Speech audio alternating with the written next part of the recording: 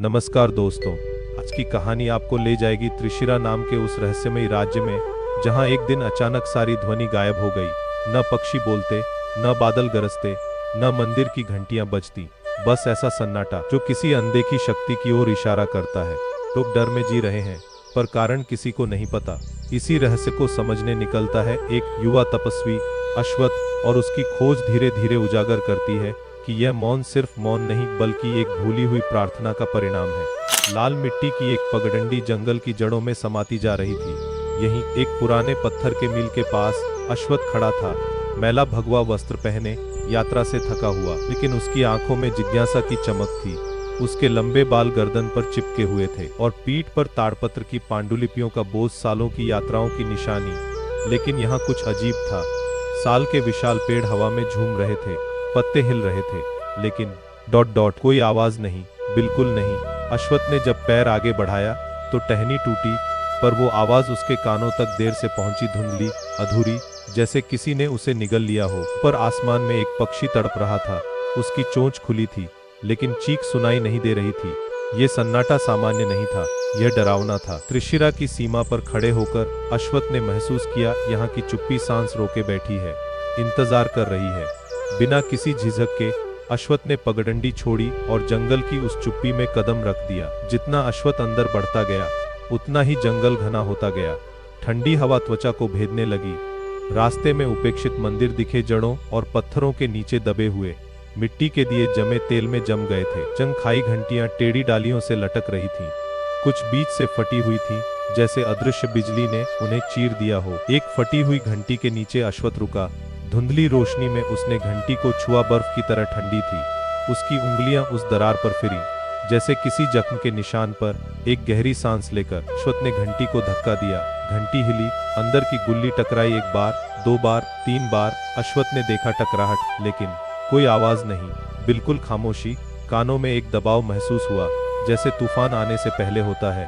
फिर वो भी चला गया, सिर्फ सन्नाटा बचा। अश्वत्थ ने उस बेआवाज घंटी को देखा और समझ गया, ऋषियों ने कहा था कि ध्वनि ब्रह्मांड की सांस है, और त्रिशिरा की ये चुप्पी कोई साधारण खामोशी नहीं थी।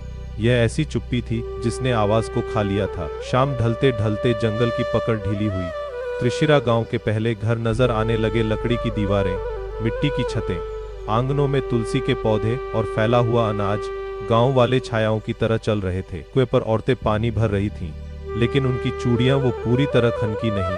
बस आधी आवाज आई और दब गई। बच्चे माओं के पल्लू में छिपे झांक रहे थे, होंठ कसे हुए, सांसें नापी हुई। अश्वत्थ सीमा पर रुका।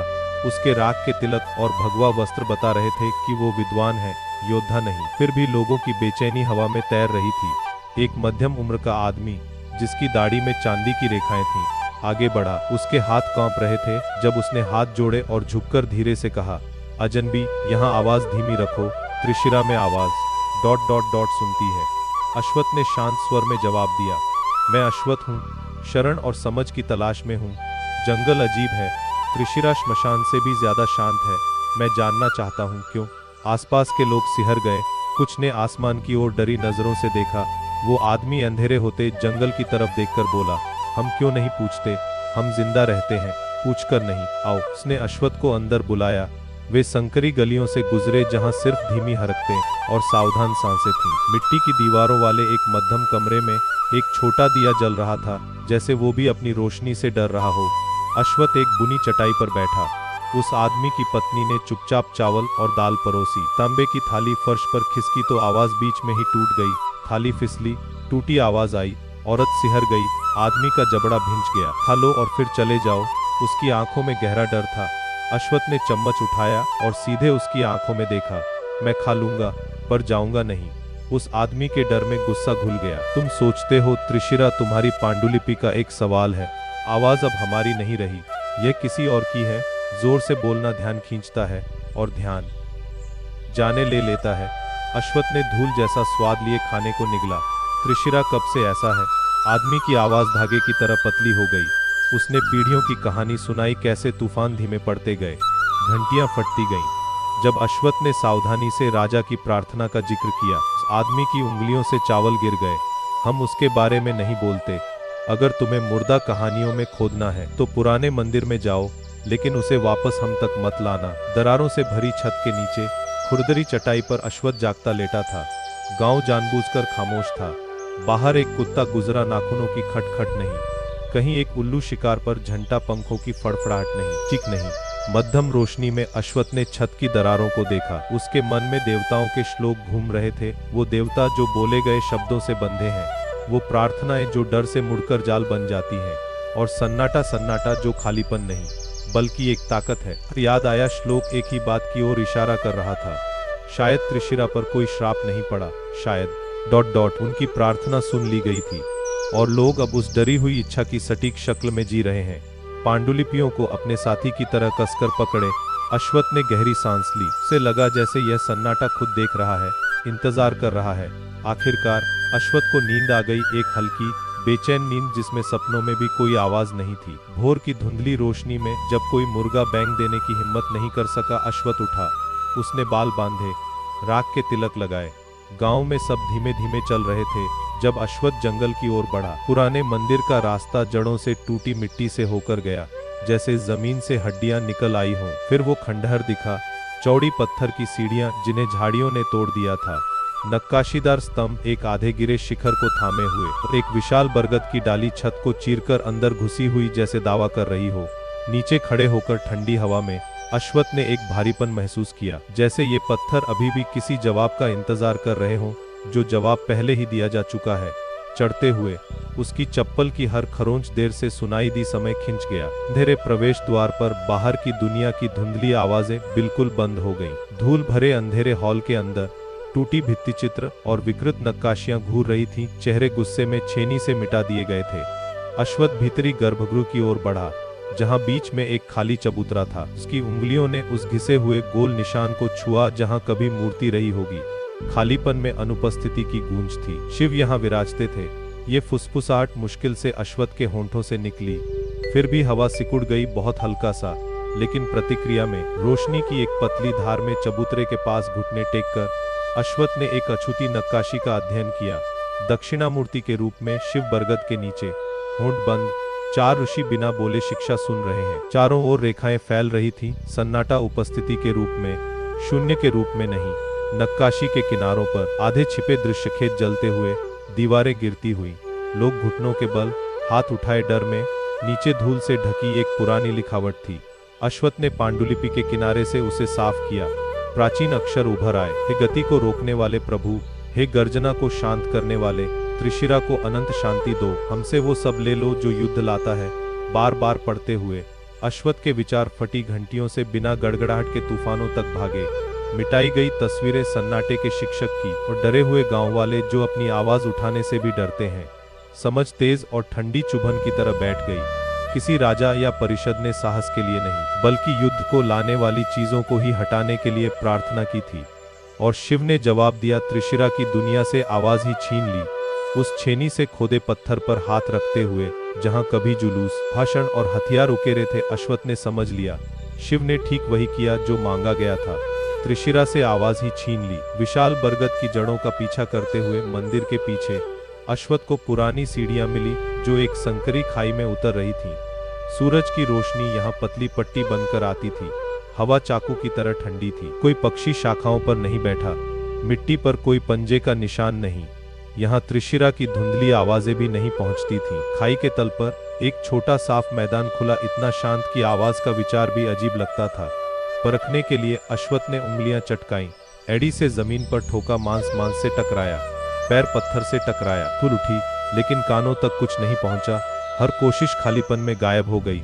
बीच में एक असंभव विशाल बरगद खड़ा था। उसकी स्तंभ जैसी जड़ें धरती से गुंथी हुई थीं। उसकी जमी हुई छतरी के नीचे एक सादे पत्थर की चट्टान पर दक्षिणामूर्ति के रूप में शिव विराजमान थे। राख भूरा शरीर शांत, गर्दन पर सोया सर्प के आधी बंद, इतनी गहरी अंदर की सुनवाई में डूबे कि लगता था यह सन्नाटा उनकी जागरूकता का ही विस्तार है। उस बेआवाज घेरे की सीमा पर अश्वत्थ के विचार अंदर ही अंदर गरजने लगे, जबकि बाहरी दुनिया पीछे हट गई।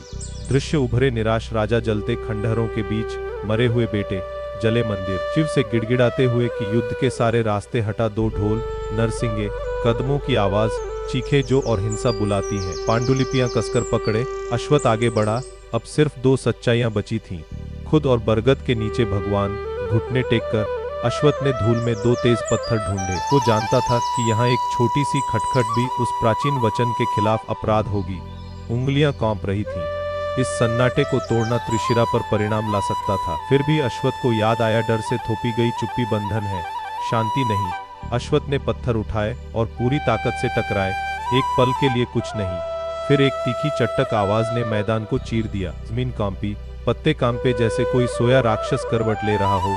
शिव की आंखें खुल गईं, गुस्से से नहीं लेकिन असीम दुख से भरी। बिना शब्दों के अश्वत्थ के मन में दृश्य बहने लगे।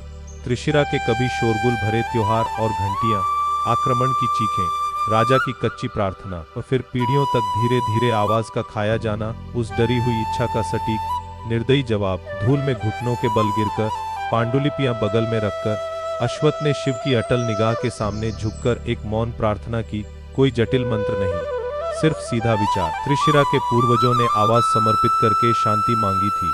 उनके वंशज अब उसी छाया में दबे आधे जीवित जी रहे हैं। अश्वत्थ के अनकहे शब्द स्पष्ट बने, मुझे सिखाओ कि अलग तरीके से कैसे मांगा जाए, किसी भी कीमत पर सुरक्षा नहीं, बल्कि संतुलन, जीने के लिए पर्याप्त आवाज, सुनने के लिए पर्याप्त शांति।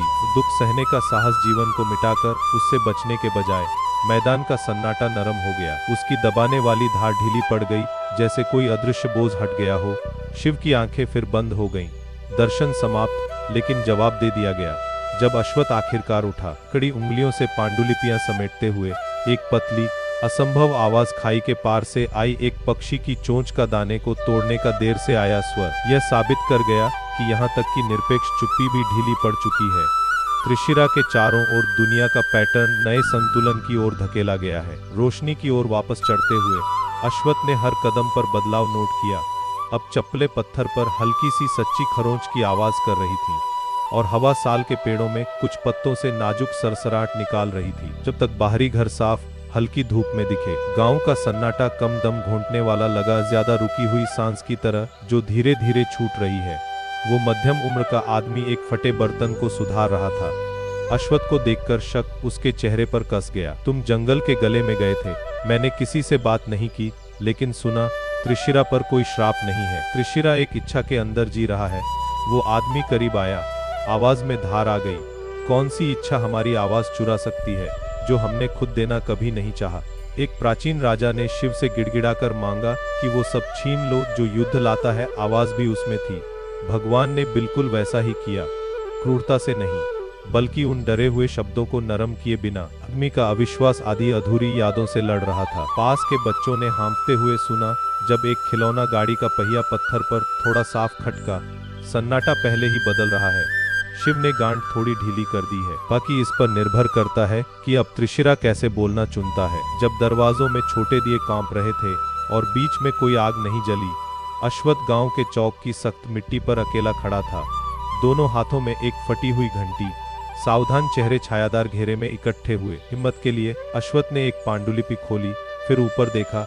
आवाज में संयम रखते हुए बोला, बहुत समय पहले तुम्हारे राजा ने युद्ध खत्म करने के लिए शिव से कहा कि वो सब छीन लो जो उसे लाता है। आवाज भी उन रास्तों में थी।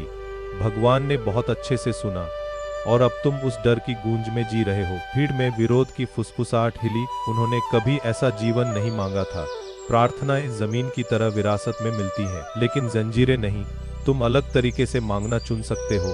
अश्वत्थ ने फटी घंटी ऊपर उठाई ताकि सब देख सकें। तुम्हारे राजा ने दहशत में बोला था, अब तुम्हें समझ के साथ बोलना होगा। बिना कीमत के सुरक्षा की भीख मत मांगो, संतुलन मांगो। अश्वत्थ ने घंटी बजाई। उसकी बिगड़ी हुई टंकार लड़खड़ाई, लगभग निगली गई। फिर भी एक साफ आकार वाली प्रार्थना के लिए काफी देर टिकी। जीने के लिए पर्याप्त आवाज हो, सुनने के लिए पर्याप्त शांति हो, और इतने मजबूत दिल हों कि स्वीकार कर सकें कि दर्द फिर भी आएगा। बच्चे की चौंकी हुई हंसी पूरी तरह गैंजी जब खिलौने ने चमकदार खटका। कुछ भी उसे सजा देने नहीं उतरा। एक से ज्यादा गांव वालों की आंखों में आंसू चमके। वो लोग जिन्होंने अपने चौक में कभी अधूरी खुशी नहीं सुनी थी। हल्की धूप और झिझकती हवाओं के नीचे अश्वत्थ त्रिशिरा की गलियों में चला। बच्चे ढीले घेरों में बैठे नरम मंत्र सीख रहे थे, जो फुसफुसाहट से असली आवाजों तक उठते थे। बुजुर्ग पुराने मंदिर के धूल भरे हॉल में इकट्ठे हुए। सुनते हुए जब अश्वत्थ ने शिव के बारे में बात की, न सिर्फ विनाशक के रूप में बल्कि शिक्षक के रूप में, जिसका सन्नाटा तभी ठीक करता है जब चुना जाए, थोपा न जाए। हर शाम चौक में गहराते आसमान के नीचे अश्वत्थ फटी घंटी एक बार बजाता और सावधान बेखौफ प्रार्थनाओं का नेतृत्व करता। गांव वाले आवाज में, हमारे बच्चे बारिश सुने, हमारे गीत पड़ोसियों तक पहुंचे, हम तूफान समय रहते सुने ताकि शरण ले सके। राज्य की ध्वनि दुनिया धीरे धीरे गाड़ी हुई मूसल धम करने लगे, दरवाजे खटकने लगे, कुत्ते तेज चेतावनी में भौंके, पड़ोसी जोर से झगड़े, फिर शर्मिंदगी से चुप हो गए। कुछ डर में अश्वत्थ के पास भागे कि अब युद्ध उन्हें सुन लेगा। अश्वत्थ ने सुना, फिर गंभीरता से जवाब दिया कि युद्ध लालच और भूख पर सवार होकर आता है, मात्र शोर पर नहीं। और जीवन को खामोश करके पूरी तरह सुरक्षित होना, अपने ही घर में भूत बन जाना है। 7वें दिन बिजली चमकी और आखिरकार गड़गड़ाहट त्रिशिरा के ऊपर गूंजी, एक धीमी दूर की गर्जना। बुजुर्गों ने गीली आंखों से आसमान की ओर देखा जब बारिश ठीक से छतों पर ढोल बजाने लगी। बच्चे डर और खुशी के बीच चीखे, दुनिया की लौटती आवाज से नहलाए गए। बारिश के बाद एक रात जब गांव पीछे एक नई सावधान जीवंतता में बस रहा था, अश्वत्थ अकेला जंगल के किनारे चला और एक चोटी पर रुका।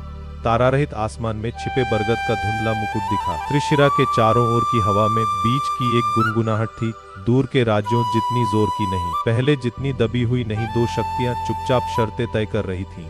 अश्वत्थ ने अनदेखे दक्षिणामूर्ति की ओर हाथ जोड़े, सुनती अंधेरी रात से फुसफुसाया, त्रिशिरा फिर भी दुख झेलेगा, छापे आ सकते हैं, बच्चे रोएंगे, प्रेमी झगड़ेंगे, लेकिन उनकी आवाजें उनकी अपनी होंगी, पुराने डर की कैदी नहीं। कोई दृष्टि नहीं चमकी, कोई दैवीय आवाज नहीं आई, फिर भी पेड़ों की चोटियों में एक पतली सरसराहट हिली और खाई के पास कहीं एक रात का कीड़ा पीढ़ियों में पहली बार अपनी झिझकती चहचहाट निकालने लगा। नाजुक स्वर से चिपका हुआ। अश्वत्थ की मुस्कान छोटी लेकिन सच्ची थी, ये जानते हुए कि ऐसी शुरुआतें भविष्य झुका सकती हैं।